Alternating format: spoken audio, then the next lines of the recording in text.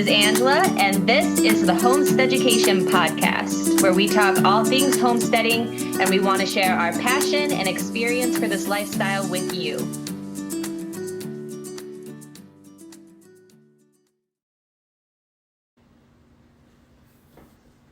This episode of the podcast is proudly sponsored by ManaPro Homestead. Animals are an important part of our lives. That's why we help them grow and thrive, treating them as well as they treat us to make their lives as best as they can be. ManaPro, nurturing life. Visit manapro.com and follow us at ManaPro Homestead. Hello, everybody, and welcome to the very first episode of HOMESTEADucation. We are so happy that you are here with us, and hope you're ready to learn, because we're going to dive right in today to kind of just the definition of homesteading and what it means to us, but dig a little bit deeper. I think that both of us have similar, yet a little bit different, maybe a little bit tweaked versions or visions of what homesteading means to us. So what does homesteading mean to you?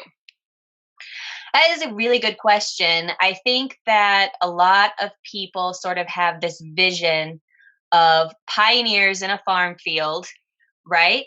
Yes. Wearing the long prairie-style dresses, or they picture maybe something similar to the Amish culture. In truth, I think my definition is a more modern day approach that just revolves around a lifestyle of self-sufficiency.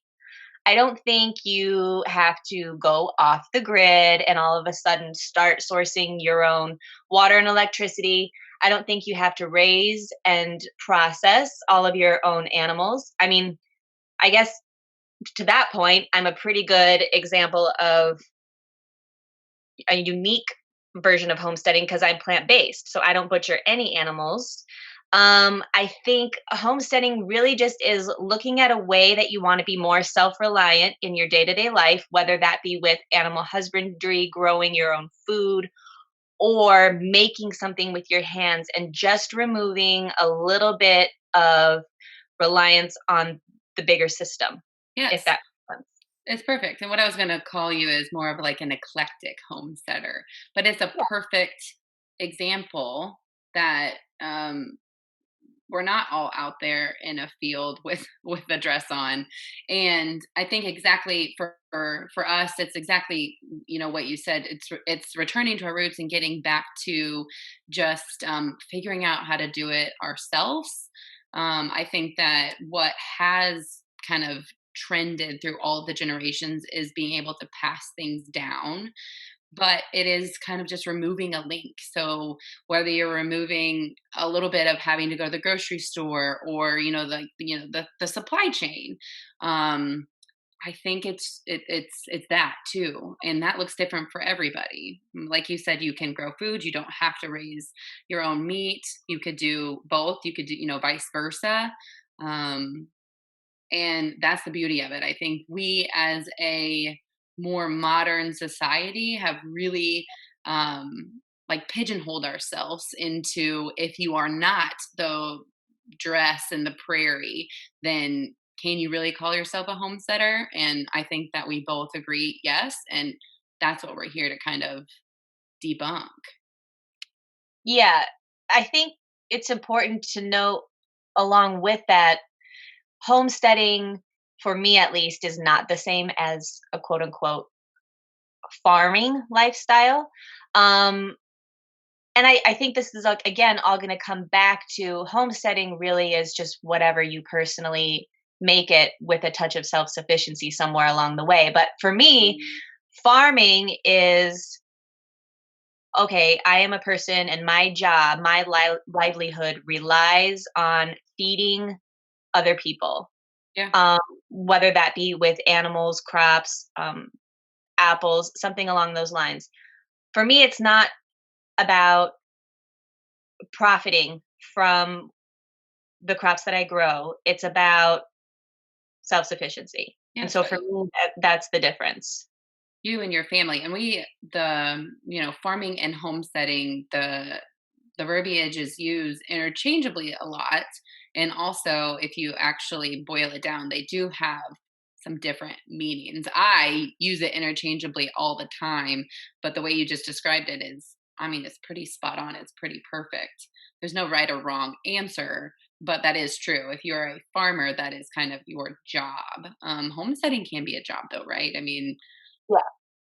so I think that the overall overhead message here is it looks different for everybody, and there's not a box that you put yourself in to be like, okay, I mean, we're not like we're not on Indeed and signing up and signing up for a job as a homesteader. It's going to be what you make it. Right. Yeah. There's this sort of calling I think people are feeling as time wears on and we get into sort of this whole environmental anxiety that people are having about the way things look in terms of global warming and resources. And then I think too, you kind of take the other piece of food recalls that continue to happen over and over, whether that be meat or vegetables, spinach or something. And there are a lot of people that are feeling a little bit helpless. They want to contribute to a better environment. They want to step away from reliance on the grocery store. And then I think they recognize this need or this calling, but they don't know what to do next. And I think that's where homesteading sort of comes in. It doesn't have to be all or nothing lifestyle. Mandy and I both still get pizza. We both still go to the grocery store when we need something that we don't have or grow ourselves. It's just really sort of giving you a little bit of control in your lifestyle, in the way that you choose to live. And it it does empower you. There is a feeling of accomplishment and, for me at least, pride, because I am able to provide a certain amount of goods for myself without having to rely on anyone else. So I think you're gonna hear us say this over and over and over today, because it is the one underlying theme that I think connects all of the different types of homesteading, and that is self-reliance and self-sufficiency. So it doesn't have to be this extreme, right? We talked about that before. You're not like putting wind turbines up and going off the grid. Sure, that can be a form of it, but really just is empowering yourself to give yourself some self-sufficiency. That is the underlying theme. Right. Yeah. Yes, absolutely. Absolutely. I mean, I think that, and we could talk about this all day. The idea behind being a homesteader doesn't have to be, like you said, an all or nothing lifestyle. And it doesn't have to be as extreme as a lot of folks think it is. Like, Right. I'm, foraging for my food. Sure. And honestly, if I wasn't a homesteader, quote unquote, or part of a homesteading community, maybe I would have never learned how to forage or something like that. So it's something that you dive into as you learn more about being more self-sufficient, but it's not an all or nothing. So I think that there are many different types of homesteading, many different ways for everybody to call themselves a homesteader. Agreed. And for somebody that's looking to get into this lifestyle, you might find one facet of homesteading feasible or accessible, and it might become addictive in a sense, like it does for a lot of us. And all of a sudden, before you know it, you are growing crops and raising animals and keeping bees and preserving your own food. Um, but let's try to just look at a few different facets of homesteading, like Mandy was getting at. And if you're interested in this life, just start with one or just explore your options. It doesn't have to be jump in all the way with both feet. You can dabble, you can sample, you can experiment with what works best for you and your landscape and your living situation. Yeah. So I think that's the idea of starting small, um, figuring out what works best for you. What are your goals? Write them down. When I bought this um, farm, quote unquote, homestead, we did nothing that we did right now. I mean, I knew I wanted to grow food. I had a tiny garden in the city, and so yes, then I had a bigger garden. I had goats, but it wasn't like this. It's morphed into over the years a business, and I've learned so much.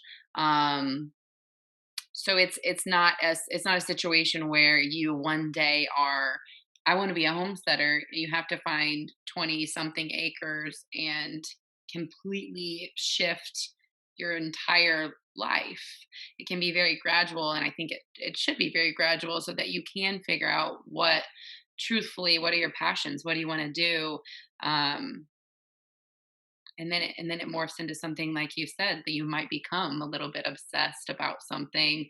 You might become a very good at foraging, or an incredible beekeeper, or something like that. I think that the homesteading community, the idea about behind homesteading and being more self-reliant and self-taught, is, like you said, so empowering, because you can go from zero to learning something new and becoming very good at it, and you taught yourself how to do that. Mhm. Yeah. I think sort of the gateway into homesteading for many people is gardening. And it doesn't have to be a plot. I mean, there are so many ways to grow food on a windowsill, on an apartment, like a high rise building balcony. Um, Maybe you do live in a neighborhood, but you've got some home association restrictions that don't allow you to have a little plot of land. There's community gardens where you can rent a plot.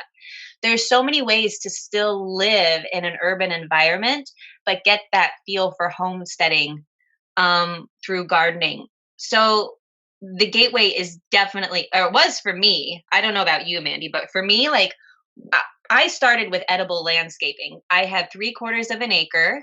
I'd always been into like landscaping and growing flowers and that sort of thing. But when I started growing lettuce and herbs and tomatoes, first of all, they taste so much better. But second of all, how cool is it to be like, I crave this as a snack or for dinner, and to walk outside into my yard, go get that food and bring it in and prepare it? That was amazing. And so for me, it started with just a few crops, just a few plants. I did a summer garden. I wasn't looking into companion planting and pest control. It was just putting a seedling that I bought at the store in the ground or in a pot. And that's how I started. It was baby steps. It was tasting that fresh produce and feeling the accomplishment that went with that, and building and saying, okay, that was really great. Hey, what does it take to grow corn? What does it take to grow a pumpkin? And adding over time. Um, Gardening is absolutely a form of homesteading. Wouldn't you agree? Oh, yeah, hands down. And I think that if you only garden and have zero animals, um, that you most certainly could dub yourself a homesteader. That's how I started, and then started with a few chickens, and it's evolved. It's gotten big, and then it's gotten smaller. Honestly, as you kind of get you refine what works best for you and your family, or what we did for us. Um, and yeah, I mean, gosh, it tastes better, the gardening aspect, and you don't need a lot. You just Yeah. need your seeds, quality seed, some pots, or a raised bed, or a tiny little area in the side of your yard, in the front of your yard, wherever it is.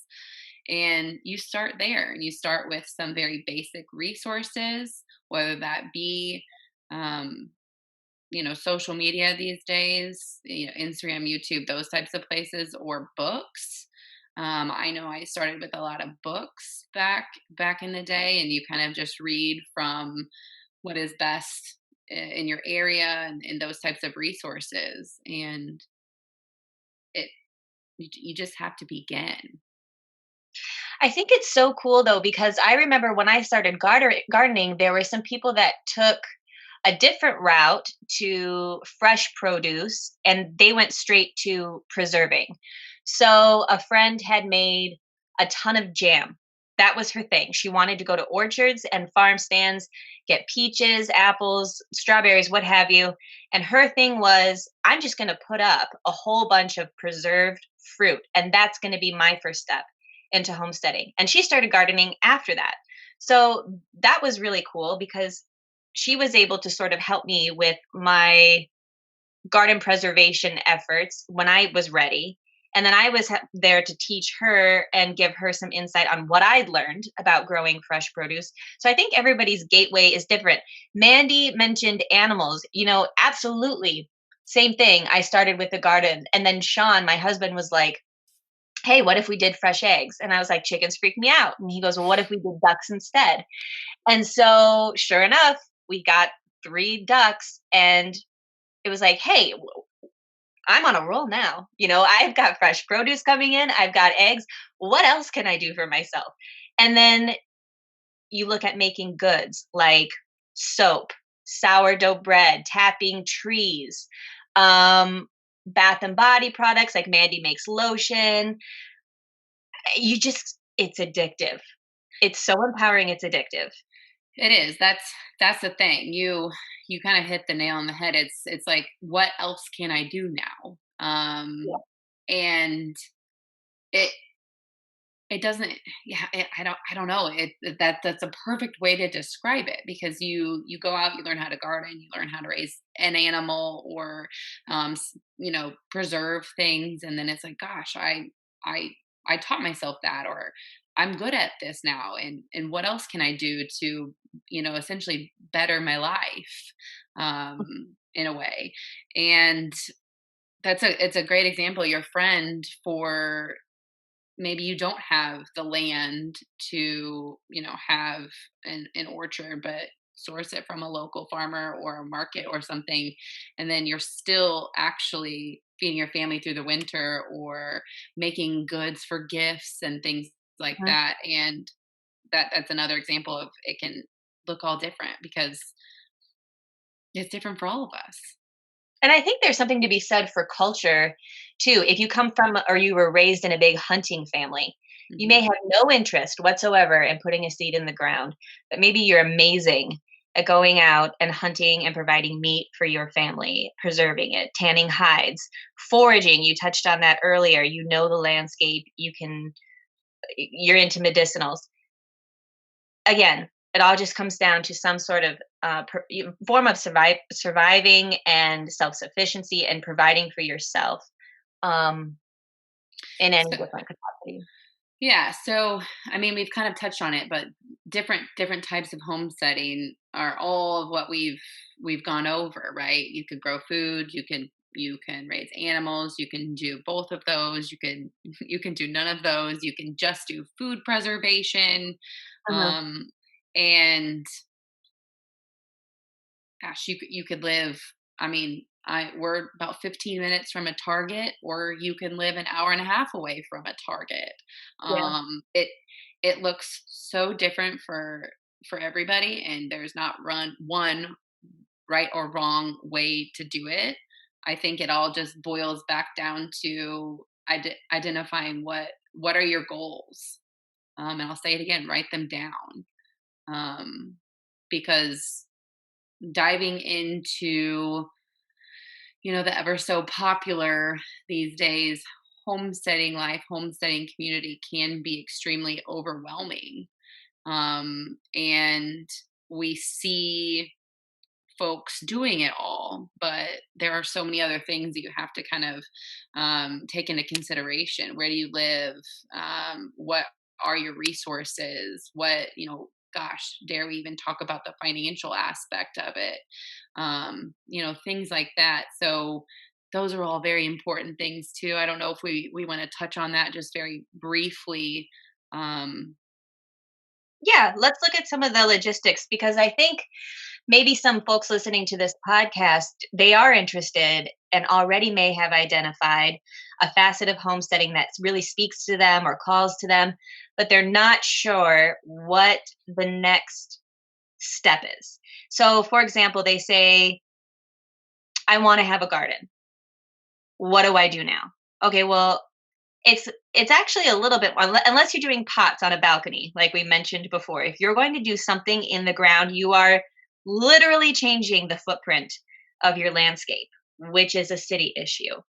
So Homesteaders, seasoned homesteaders know that for every decision you make with your land, you have to be aware of what restrictions are with regard to ordinances and municipality and state laws.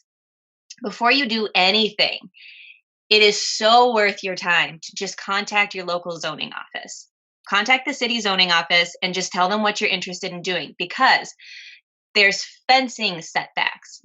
For example, where I live, we can't have a fence built any closer than 40 feet to the edge of any property line. So you'll need to take that into account, because if you're going to build a garden, chances are you're at some point going to want to think about fencing it in from deer and other predators if those are in your area.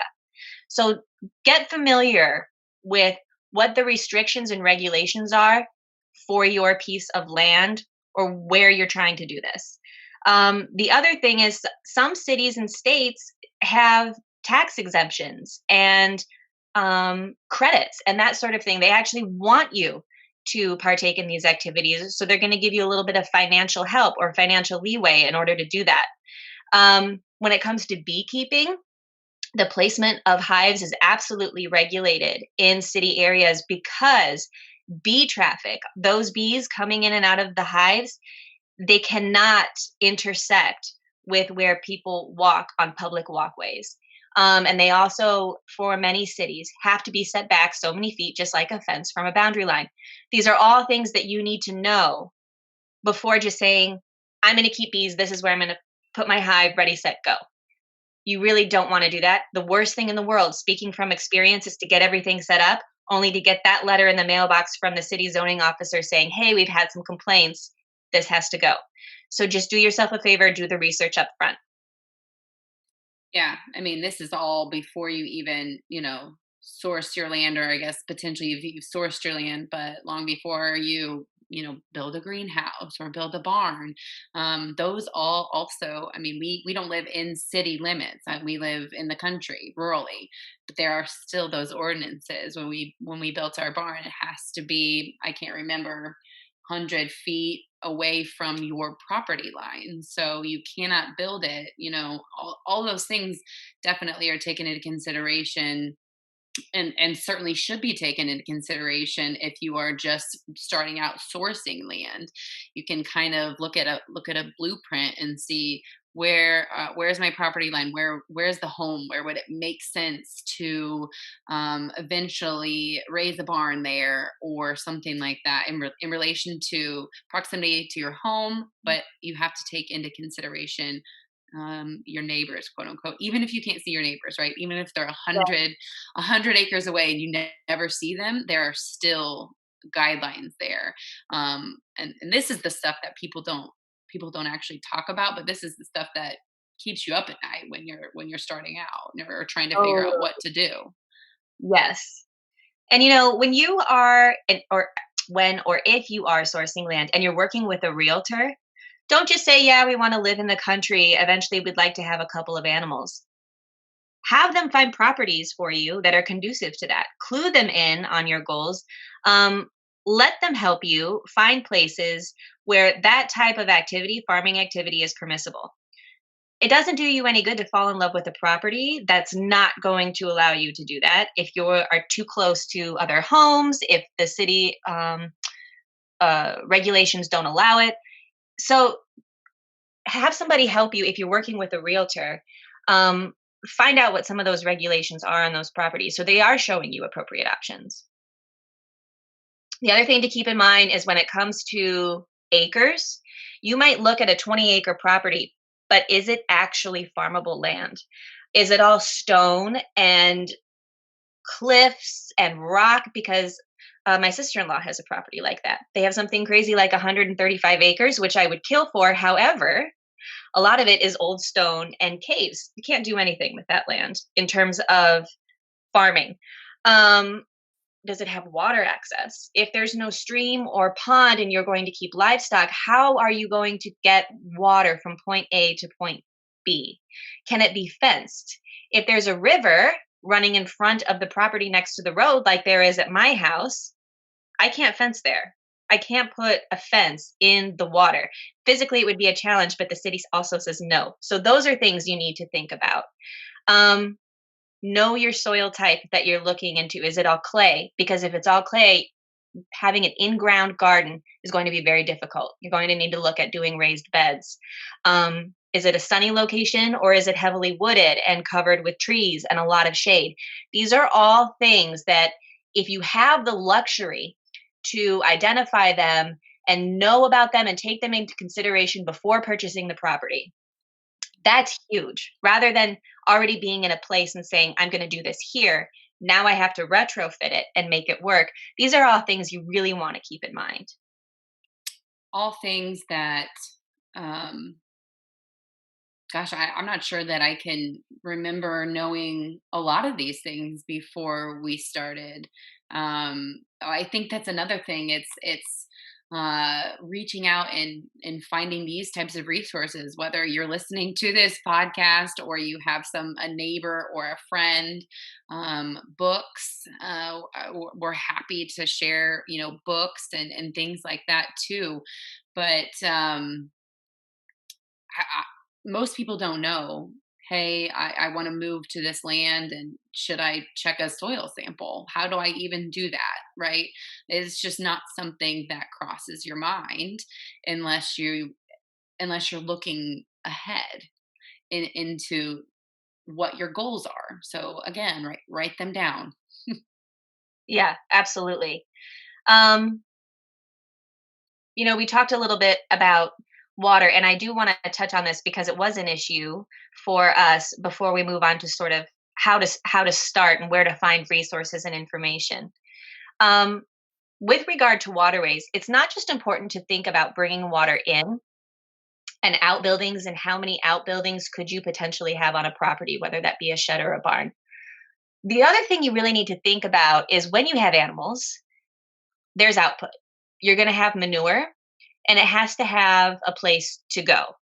Sanitation is huge. And if you live in an environmentally protected area, like I do in central New Jersey, water runoff is a huge consideration. So we don't really think about water in terms of what happens when it rains. Where does that water go? I mean, that sure does come into play when it comes to garden placement, right? You don't want to have a swampy garden, all this water pooling. But you also don't want to have a bunch of rainfall hit your compost or your manure heap and completely drench your entire property with that fecal matter. So that's something else.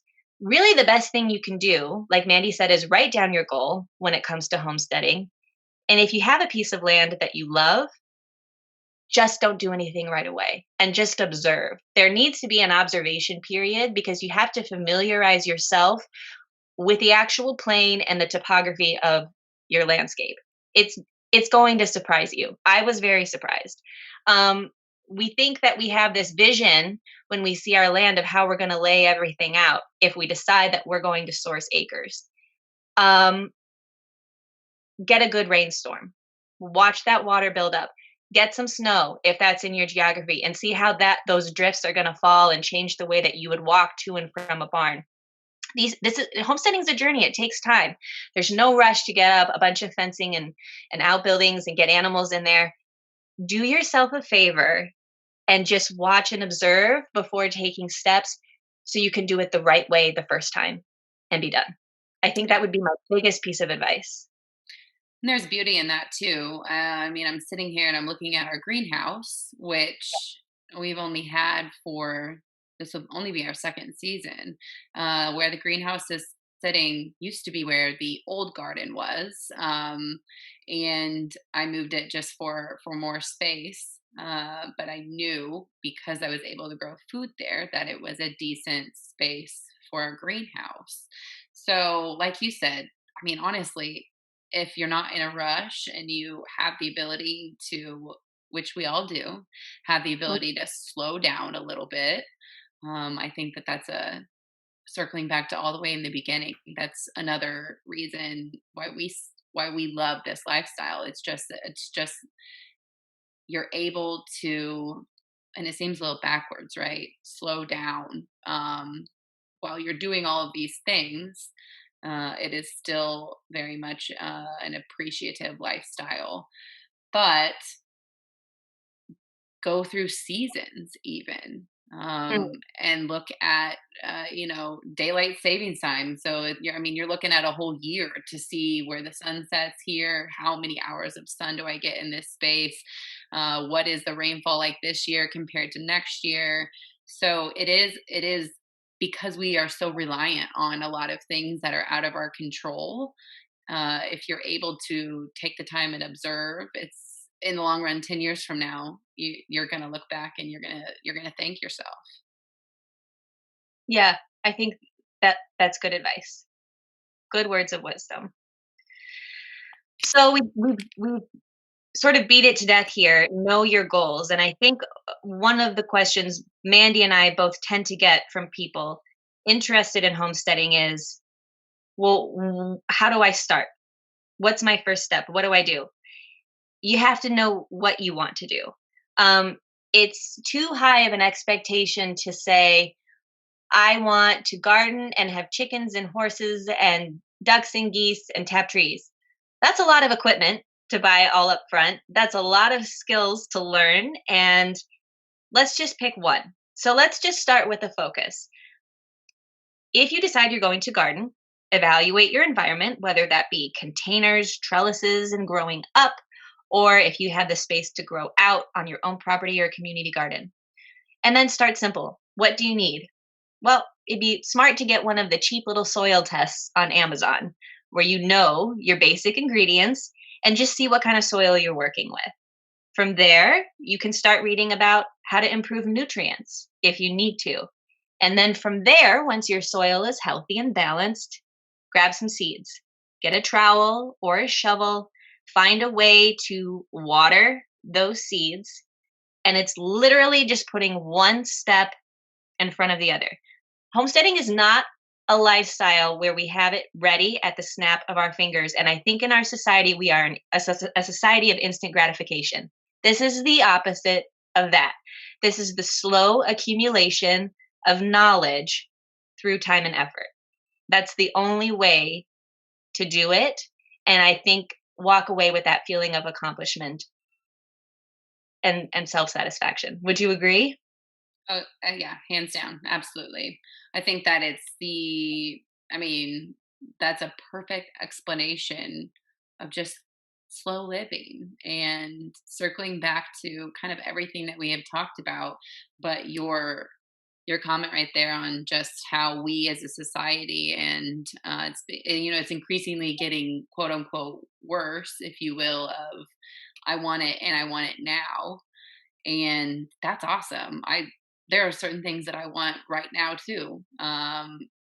But taking those steps to do it right when it comes to what we're talking about is going to prove to yourself that all of the time and effort that you put into it is worth it. And I think one thing that people get frustrated about is they want to know it all right now. And I'm the same way. Um, One shortcut to knowing it all quickly is to find somebody who already does, a mentor. So if you're into horses and you can volunteer at a barn to gain experience and pick the brain of the barn owner or somebody who has worked there for a long time, a friend. If you're into gardening, if you can grab a mentor, and if they're welcoming and if they want to help you, use that as a resource. I heavily rely on books and on YouTube, friends in the Instagram homesteading community, but there really is something to be said for in person help to your specific climate and situation locally, right? Because that's really what we're trying to do is build a local self-reliant system. So if you can find a mentor, that is huge. It's going to help with so many things from garden pests to bees, weather. Um, but let's see, what else could we tell people? Where else could they go to get information? Well, I think it's I don't know. We can edit that, but um like you said, finding a mentor. Your county extension is actually probably a really great resource, and what I mean by that is your it's through your state. And each county will have, it's almost kind of, if you think about 4-H or you do things like that, there's always little, it literally will be called your county extension. There are masters or folks that work there that can help you with your weather changes and everything, your soil. They can give you resources where to send things. They are going to be an incredible resource for you. And it's perfect because it's individual to each of us, right? So, I mean, Angela could ask me a question on how I do something in Missouri, and that's great. I can tell her, but she might get completely different results because of her climate and her everything in her region of the United States. So finding somebody local, I think, is key. There are definitely books that are very, very helpful. Like you mentioned, also the Instagram homesteading community is, I think, just growing and an incredible resource of great folks who actually truthfully want to help and share the same mindset as you. Um, so those would be my suggestions. And I think two classes. Usually, Mandy mentioned the extension offices, they will be aware of classes through universities or, like 4-H groups. There's all sorts of agricultural groups, clubs, beekeeping associations available in any given community. Facebook groups, they will put meetups or something similar on their pages. So you can even find online classes. I teach online classes if you want to sort of have like a foot in the door. Um, but there's so many outlets for education if you're not the type of person that really absorbs information from a book. If you're looking for more a bit of a like a visual learning, a hands-on learning, um, I would recommend classes. They do exist. They are out there and they are helpful. Um, I think once your goals are nailed down, starting small, um, researching and learning, getting a friend or mentor who can help you along is an essential part of getting into the homesteading lifestyle. Um, Maybe this is a good time to just real quick before we close touch on how we got into homesteading, like Sure, what that looked like. sure. Um, I have always just felt like this is where I belong.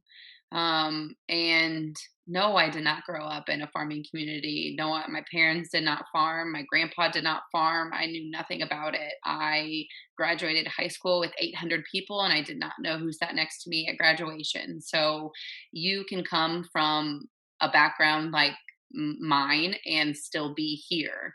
Um, I wish I made it here sooner. Absolutely. But it has always been in my bones to want to learn and grow and do things for myself. And it is definitely, if we're honest, a pride thing. But it is just a way of life that makes me want to get up in the morning and makes me feel good about what I'm doing, how I'm contributing to not just my life, my family's life, but society as a whole.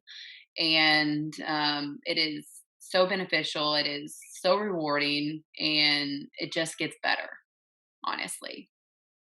And now, I mean, do you want to just give folks a sense of that's where you started, but look how far you've come? What's your head count on your animal situation? What's the garden like? Yeah. So came from nothing, no background. It's been about 6 years since we've been at this property, and we grow enough food to give away, plus some preserve, and have enough to experiment and do all of that. The garden has expanded yearly. We now have a decent sized herd of dairy goats. Like you said earlier, we make lotion and have developed a business from this lifestyle. Um, but it took, people ask, how long did it take for you to feel comfortable? Or, gosh, chores take me 4 hours. How long did it take? And if we're honest, it took about 3 or 4 years before it made me feel like, hey, I have this down. And things changed all the time during those years. So giving yourself a ton of grace to get to where you want to be. And I'll say it again, where you want to be, not where you see somebody else, or you see somebody on social media being. It is definitely individual, and I think attainable for all of us if you want it. Totally. Mandy, it is totally attainable. She's self-taught. I'm self-taught, and we both just went after it because we wanted it. So kind of a similar approach to getting into homesteading was my experience, but a little different. I was into ornamental gardening, but I went through postpartum depression, and I had a graphic and website design business. And basically, I just got really sick of trying to balance being a brand new mom and the rat race. And I didn't want to do the rat race anymore. And it felt very superficial to me. And I wanted something deeper, and I wanted connection with the land, and something that I could bring my new son along with me. So I taught myself how to grow my own food. I replaced ornamental landscaping with edible landscaping. I put in a garden. Like I said, we got ducks. I learned how to preserve a few things and make bread. And it was just a growing lifestyle where now I'm on a different property. We have 6 acres. I wanted to learn to plow with horses, so I taught myself. We have a garden. We tap trees. We have an orchard. I do beekeeping. We grow as much of our own produce as we can. I donate to the local food pantry, and it makes me so happy and gives me purpose to do those things. This lifestyle was never on my radar when I was younger. Mandy always says it's in her bones. She knew. She always had an idea. It took me a lot longer to figure out that this is where I was supposed to be, but I love it. I love it so much that now I want to be on this podcast sharing that passion with you all. So I think it absolutely is attainable. And Mandy hit it on the head. Do not go on social media and compare yourself and your homesteading journey to somebody else's, because it's different for everyone. And it goes at a different pace for everyone. And it's so important to embrace your journey and keep everybody else's out of your peripheral vision. Just focus on you and your homesteading story. And so I think that's one of the reasons we started this podcast, is because there is a lot of intimidation into getting into this lifestyle, but there doesn't have to be. It really is a beautiful thing. It really is accessible and inviting. And we want to help people like you get into it. Mandy and I have both done it. And not to toot our own horns, but I think we've done a pretty good job. And we like to share this information. We want to help you. So if you want more information, we hope you'll stick around. We are going to get into the nitty-gritty details of all facets of homesteading, whether it be gardening, preserving, animals, all the good stuff. And we hope that you will follow along on this podcast journey of ours. You can find both of us on Instagram as well. I'm Angela. I'm at Axe and Root Homestead. And Mandy is at Wild Oak Farms. And we very much appreciate this. Like Angela said, we hope that this is going to be an incredible, inviting, fun resource for you, a real resource of everything that we have learned. And we cannot wait to share it with you all. Thank you so much. Thank you so much for tuning in to this episode of the HOMESTEAducation podcast. Any relevant material will be put in the show notes. We hope you'll share our episodes and also click that subscribe button. For more information about this podcast, you can visit us on Instagram at HOMESTEAducation podcast. Angela can be found online at axeandroothomestead.com and on Instagram at axeandroothomestead. Mandy can also be found online at thefarmermandy.com and on Instagram at Wild Oak Farms. We'll see you next time.